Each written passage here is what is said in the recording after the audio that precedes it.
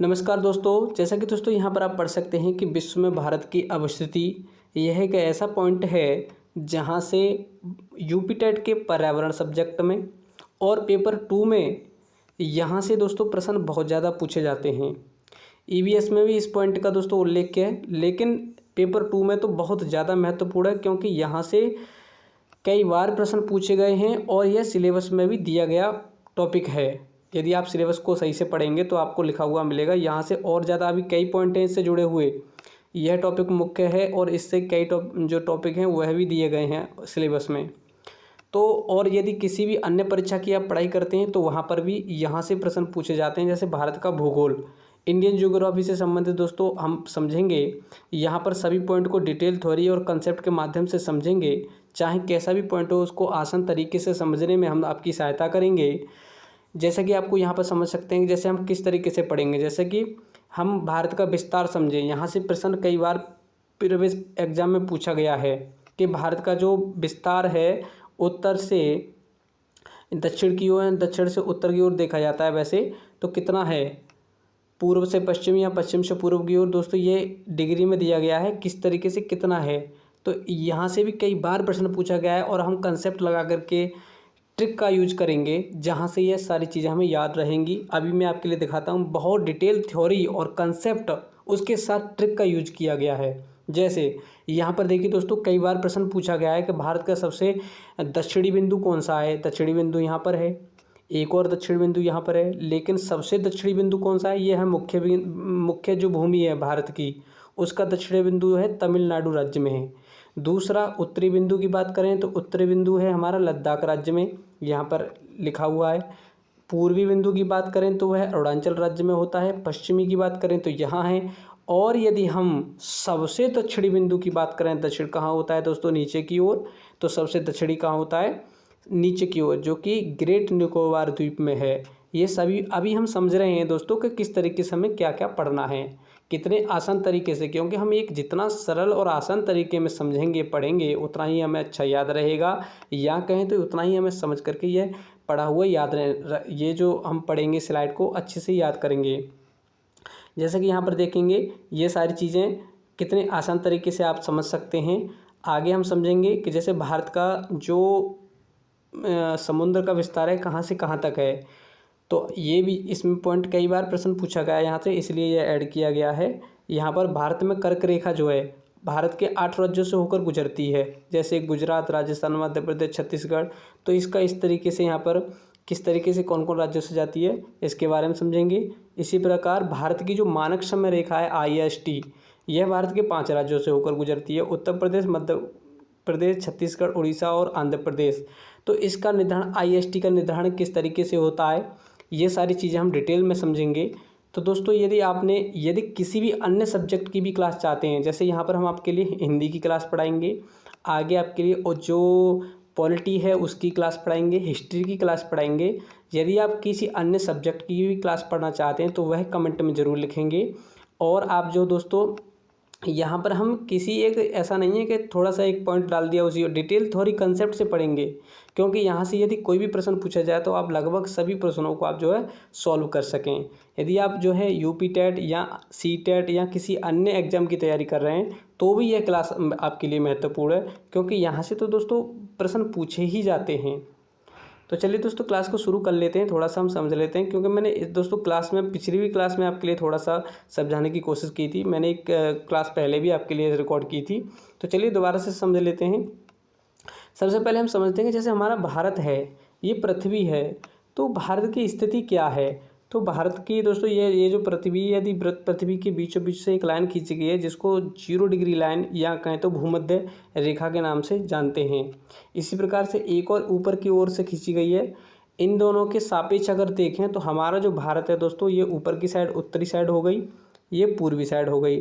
तो हमारा जो भारत कौन से में किस गोलार्ध में आता है, तो भारत की अवस्थिति बताई गई है। यहाँ से प्रश्न पूछा गया है, ध्यान रखेंगे कि भारत जो है उत्तरी गोलार्ध यानी कि नीचे की ओर दोस्तों अगर हम देखें तो दक्षिणी गोलार्ध है, ऊपर की ओर देखें तो कौन सा है, उत्तरी गोलार्ध है। तो हमारा भारत जो है ऊपर है या नीचे है, तो ऊपर की ओर है, तो हमारा भारत कौन सा है, उत्तरी गोलार्ध में स्थित है। दूसरा पॉइंट आप समझेंगे कि एवं पूर्वी देशांतर में है। देशांतर दोस्तों कौन सी लाइन होती है, मैं अभी आपके लिए बताऊंगा कि जैसे पृथ्वी के इस तरीके से लाइन खींची गई हैं गोल गोल ऊपर से नीचे की ओर, ऐसे मिलती हैं वो लाइनें। तो यदि इन लाइन को यहाँ पर 0 डिग्री वाला यहाँ पर पॉइंट होता है, इससे यदि इस तरफ हम चलेंगे तो पूर्वी मानी जाती है। अभी हम इनको डिटेल में पढ़ेंगे, देशांतर और अक्षांश क्या होती हैं। यहाँ पर सिर्फ थोड़ा सा समझने के लिए समझ रहे हैं कि ये पॉइंट समझ में आ जाए हमें कि पूर्वी देशांतर यानी किस साइड है। जब हम पढ़ेंगे देशांतर और अक्षांश क्या होती हैं, इस तरीके से लाइन जो खींची जाएगी दोस्तों, 0 डिग्री जो लाइन खींची जाती है इसको भूमध्य रेखा कहते हैं, भूमध्य लाइन। तो ये 0 डिग्री पे होती है, इसके साइड में ऐसे ऐसे खींचेंगे तो वो तो अक्षांश होती हैं, और यदि हम इस तरीके से खींचें तो ये देशांतर होती हैं। तो यहाँ 0 डिग्री के बीचों बीच से जो लाइनें पूर्व की ओर होंगी यानी इस साइड की ओर होंगी वो पूर्वी देशांतर लाइनें कहलाती हैं। जैसे इस तरफ को हम खींचें तो हमारा भारत कहाँ पर है, उत्तरी गोलार्ध में और पूर्वी देशांतर में स्थित है। कहाँ पर है, पूर्वी गोलार्ध में स्थित है। दूसरा, एशिया महाद्वीप। यहाँ पर दोस्तों आपको पता ही है कि द्वीप तो हैं ही। द्वीप क्या होते हैं, द्वीप क्या होते हैं जिनके जैसे कि यहाँ पर पानी पाया जाए, पानी में जो स्थल होता है उसको हम द्वीप कहते हैं।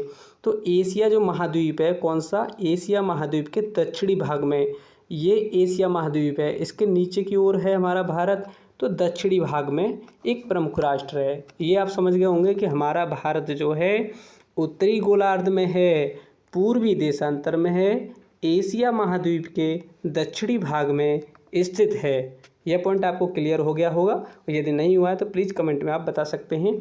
नहीं समझ में आया तो थोड़ा सा हम अगली वीडियो में समझाने की कोशिश करेंगे। भारत का क्षेत्रफल कितना है, सभी को याद होगा। जनसंख्या कितनी है, यह भी अब नए डाटा के अनुसार समझ लेंगे।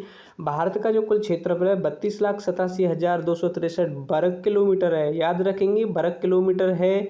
वर्ग किलोमीटर का मतलब होता है, इस तरीके से यदि इंग्लिश में लिखें तो इस तरीके से लिख देते हैं। यानी कि जब क्षेत्रफल हम निकालते हैं तो दोस्तों 2 बार जो गुणा होता है, जैसे लंबाई गुणा चौड़ाई, यानी कि कितना चौड़ा कितना लंबाई है, तो उसको जब हम 2 बार मीटर आता है तो उसको जैसे किलोमीटर में यहाँ पे माप ली गई है तो 2 बार किलोमीटर का गुणा होगा, इसलिए किलोमीटर स्क्वायर बोला जाता है। इस तरीके से आप याद रख सकते हैं। जनसंख्या दोस्तों कितनी है, रैंक भारत की क्षेत्रफल के अनुसार कितनी है, तो भारत जो है विश्व का 7वां सबसे बड़ा देश है। अब इससे बड़े देश कौन कौन से हैं उनके बारे में समझ लेते हैं।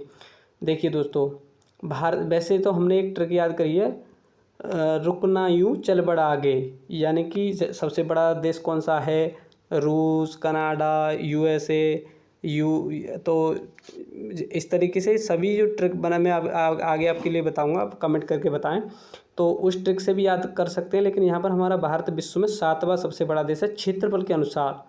जनसंख्या भारत दूसरे नंबर पर आ गया है, यहाँ पर समझेंगे। लेकिन अभी जो पुराना डाटा है, थोड़ा नया डाटा बाद में आएगा।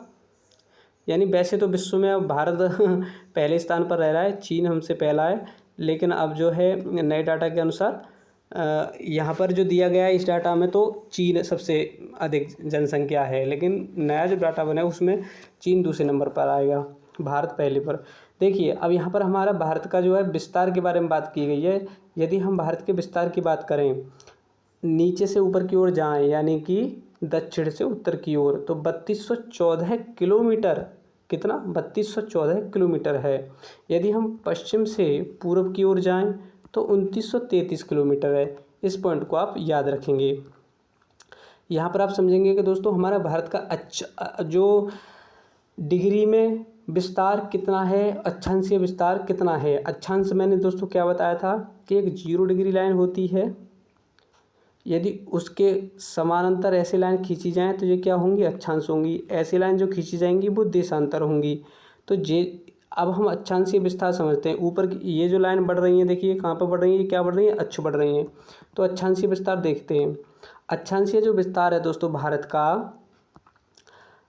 का दोस्तों 8 डिग्री 4 मिनट उत्तरी अक्षांश से, यानी कि ये जो 0 डिग्री लाइन होगी उससे ऊपर की और एक और लाइन है। कौन सी लाइन है, 8 डिग्री 4 मिनट पर उत्तरी अक्षांश से, उत्तरी अक्षांश मतलब ऊपर की ओर, से 37 डिग्री 6 मिनट उत्तरी अक्षांश तक विस्तार है। यानी कि एक मान लो ये यहाँ से एक लाइन है और ये वाली लाइन है, इन दोनों के जो बीच की दूरी है अक्षांश ही तो है, ये ऐसी वाली लाइन है, ये वाली लाइन है। तो इस तरीके से इसमें समझ सकते हैं। कितना है? 8 डिग्री 4 मिनट से 37 डिग्री 6 मिनट उत्तरी अक्षांश का विस्तार है। अब हम बात करें देशांतर। देशांतर लाइन कौन सी होती है? इस तरीके से भूमध्य रेखा होती है, यानी 0 डिग्री लाइन।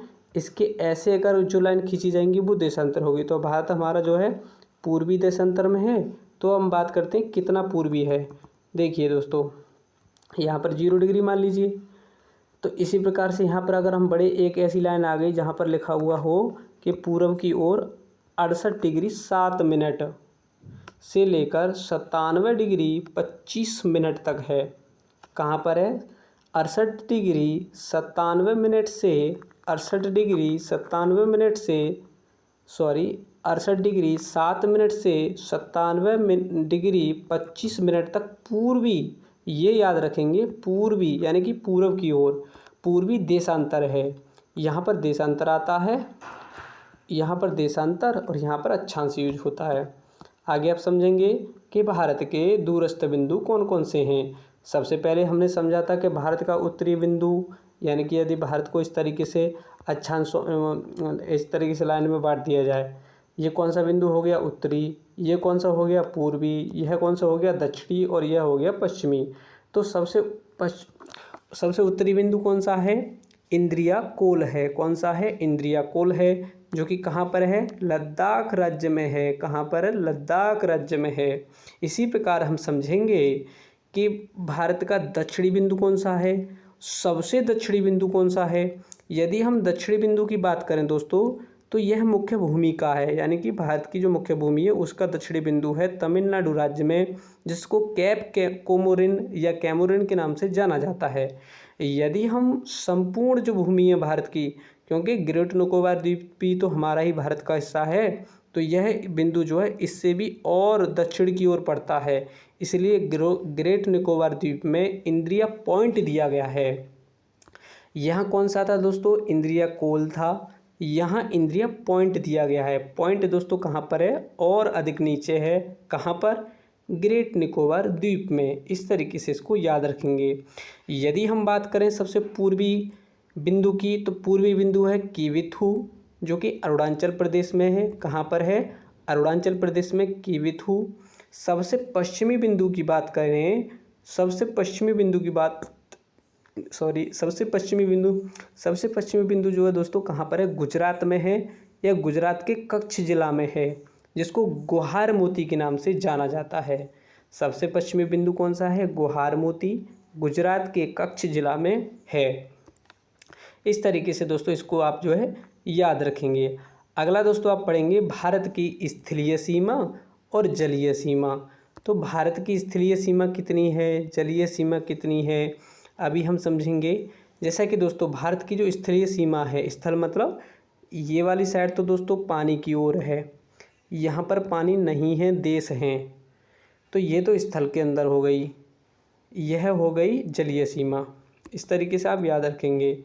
तो भारत की स्थलीय सीमा 15,106 किलोमीटर तक है, यहाँ से लेकर के यहाँ तक 15,106 किलोमीटर, 0.7 भी है, लगभग में मानते हैं। इसी प्रकार हम समझेंगे कि दोस्तों भारत का जो जलीय विस्तार है, या कहें तो जलीय तटीय लंबाई कितनी है। पहले तो दोस्तों हम 7500 पढ़ते थे, 7500, लेकिन इसका अपडेटेड डाटा है 11,098 किलोमीटर लगभग में, क्योंकि 11,098.81 किलोमीटर है। इसको भी याद रखेंगे, यह नया डाटा है। इसी तरीके से दोस्तों और हम समझेंगे कि जैसे भारत का समुद्र में क्षेत्र कितना है। तो कोई भी देश अपना समुद्र में अधिकार नहीं कर सकता है, लेकिन इसमें कुछ आर्थिक संबंधी अधिकार मिलते हैं। जैसे प्रादेशिक जल कितना होगा, यदि हम देखिए दोस्तों यहाँ से समझेंगे, यहाँ समझिए, अगर हम 12 नॉटिकल मील यानी समुद्री मील, ये समुद्र की दूरी मापने की इकाई है, 12 समुद्री मील जिसको नॉटिकल मील के नाम से जानते हैं, उस पर संपूर्ण अधिकार होता है पृथ्वी से दूर तक, 12 नॉटिकल मील तक। कहाँ तक? 12 नॉटिकल मील, या कहें तो समुद्री मील तक, यहाँ से लेकर 12 समुद्री मील तक। इसके बाद अगर हम 24 समुद्री मील आगे पहुंच जाएंगे तो यहाँ पर हम सीमा शुल्क प्राप्त करते हैं। स्वच्छता और वित्तीयता का हमें अधिकार है। इसी प्रकार 200 किलोमीटर तक हमारा कौन सा रहता है, आर्थिक और संसाधन अधिकार संबंधी ये अधिकार मिले हुए हैं 200 किलोमीटर तक। याद रखेंगे, यहाँ से कई बार प्रश्न पूछा गया है। अब हम कहेंगे भारत की जो कर्क रेखा है भारत के 8 राज्यों से होकर गुजरती है। कौन कौन से राज्य हैं? तो सबसे पहले आता है दोस्तों गुजरात, फिर आता है राजस्थान, फिर आता है महाराष्ट्र, मध्य प्रदेश, महाराष्ट्र नहीं, मध्य प्रदेश, महाराष्ट्र तो इधर हो गया, मध्य प्रदेश, छत्तीसगढ़, झारखंड, पश्चिम बंगाल, त्रिपुरा और मिजोरम। इस तरीके से 8 ये राज्य हैं। इनसे दोस्तों हमारी भारत की कर्क रेखा गुजरती है। कर्क रेखा क्या है?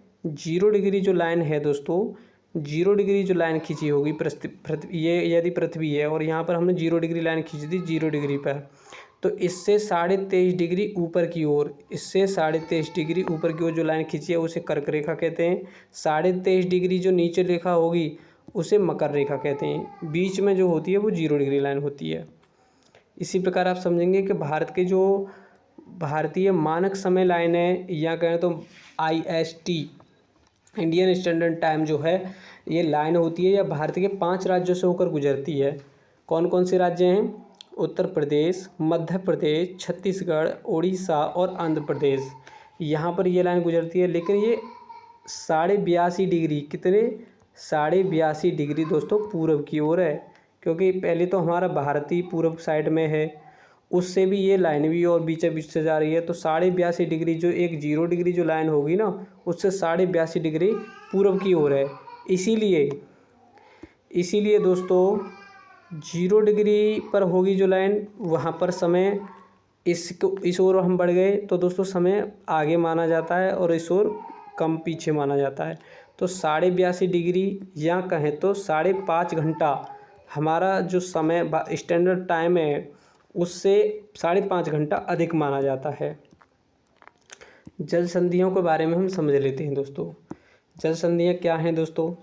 8 डिग्री जो चैनल है ना दोस्तों, ये 8 डिग्री चैनल देखो यहाँ पर है।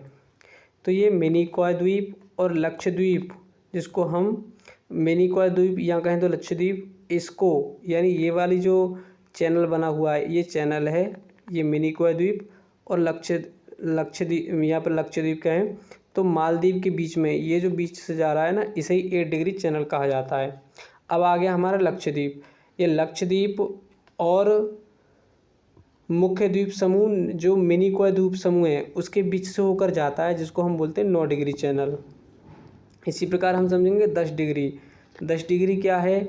ये अंडमान निकोबार द्वीप दोनों के बीच में जो है मध्य से होकर जाता है, जिसको हम बोलते हैं 10 डिग्री चैनल। अब पाक जल संधि, यहाँ से दोस्तों कई बार प्रश्न पूछा गया है, इसको दोस्तों आप याद रखेंगे। यह श्रीलंका राष्ट्र हो गया, ये हमारा भारत का तमिलनाडु राज्य हो गया। इसके मध्य से जो जल जा रहा है उसी को पाक जल संधि के नाम से जाना जाता है। अब हम बात करते हैं दोस्तों भारत के पड़ोसी देश। आपको पता ही है कि भारत के कुल पड़ोसी देश कितने हैं? 7 हैं। जैसे पाकिस्तान, अफ़गानिस्तान, चीन, नेपाल, भूटान और बांग्लादेश। श्रीलंका दोस्तों क्या है हमारा, बताइए श्रीलंका है क्या नहीं? म्यांमार यहाँ पे याद रखेंगे, म्यांमार। तो बताइए दोस्तों श्रीलंका आता है क्या नहीं? श्रीलंका दोस्तों हमारा भारत का पड़ोसी देश नहीं है, लेकिन नज़दीकी देश है, क्योंकि उससे हमारी बॉर्डर साझा नहीं करता है। सबसे पहले हम बात करते हैं बांग्लादेश की। तो बांग्लादेश दोस्तों भारत के सबसे अधिक जो बॉर्डर लगता है इसी से लगता है, 4096.7 किलोमीटर। दूसरा है चीन है 3488 किलोमीटर। तीसरा पाकिस्तान 3323 किलोमीटर। नेपाल है 1751 किलोमीटर। इसी प्रकार से आप समझेंगे म्यांमार में भी दोस्तों 1643, भूटान में 699 और अफ़गानिस्तान में 106 किलोमीटर। सबसे कम सीमा सा जो बॉर्डर लगता है हमारा अफ़गानिस्तान के साथ, सबसे अधिक जो बॉर्डर लगता है हमारा बांग्लादेश के साथ। ये महत्वपूर्ण पॉइंट हैं, यहाँ से प्रश्न कई बार पूछे गए हैं, इस पॉइंट को आप ध्यान रखेंगे। अब हम दोस्तों भारत का भौतिक विभाजन पढ़ेंगे, जैसे भारत को किस तरीके से विभाजित किया गया है। उत्तर पूर्वी श्रृंखला में उत्तर का जो विशाल मैदान है, प्रायद्वीपीय पठार क्या होते हैं, प्रायद्वीपीय मरुस्थल क्या होते हैं, समुद्री तटीय मैदान क्या होते हैं और द्वीप समूह क्या होते हैं। यह 6 प्रकार से प्रमुख इस प्रकार से प्रमुखता के यानी आधार पर इनको बांटा गया है कि सबसे उत्तर में क्या है, पर्वत श्रृंखला है, तो उत्तरी पर्वत श्रृंखला के आधार पर फिर विशाल मैदान आ जाते हैं, प्रायद्वीपीय पठारी वाला हिस्सा आ जाता है, फिर मरुस्थल आ जाते हैं, इस साइड में मरुस्थल आ जाएंगे।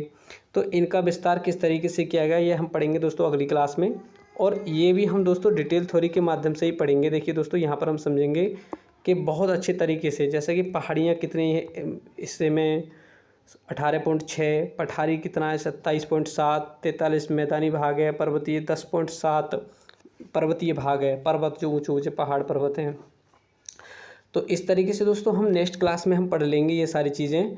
अभी हमने जो पढ़ा है दोस्तों, पिछली भी क्लास में मैंने कुछ आपके लिए समझाने की कोशिश की थी कि यदि कोई भी पॉइंट आपके लिए समझ में नहीं आया हो तो आप जो है कमेंट में बता सकते हैं। हम सभी सब्जेक्ट पढ़ेंगे, हिंदी, और यहाँ पर हम पॉलिटी क्लास पढ़ेंगे, हिस्ट्री की भी क्लास पढ़ेंगे, डिटेल थ्योरी कंसेप्ट से पढ़ेंगे। आप किस क्लास को पढ़ना चाहते हैं, किस सब्जेक्ट को पढ़ना चाहते हैं, किस टॉपिक को पढ़ना चाहते हैं, वह कमेंट में ज़रूर बताना।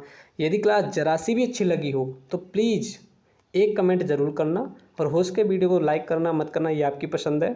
तो वीडियो को लाइक कर सकते हैं आप, लेकिन कमेंट करके ज़रूर बताना आप कि आप जो है किस टॉपिक पर क्लास चाहते हैं। तो दोस्तों इस प्रकार से अन्य जो टॉपिक हैं उनकी क्लास भी हम डिटेल थ्योरी कंसेप्ट से पढ़ेंगे। अभी मैंने आपके लिए कुछ स्लाइड दिखाई नहीं है, कुछ स्लाइड मैं आपके लिए दिखाऊंगा कि किस तरीके से हमें कंटेंट पढ़ना है। उन स्लाइड को आप पढ़ते रहेंगे तो वहाँ पर दोस्तों एकदम नोट्स, ट्रिक्स बहुत अच्छे तरीके से उसमें समझाया गया है, कंसेप्ट समझाए गए हैं। उनको डिटेल थ्योरी कंसेप्ट से हम पढ़ते रहेंगे, चाहे कोई भी सब्जेक्ट हो, जिस भी सब्जेक्ट को पढ़ेंगे हम डिटेल थ्योरी और कंसेप्ट से ही पढ़ेंगे।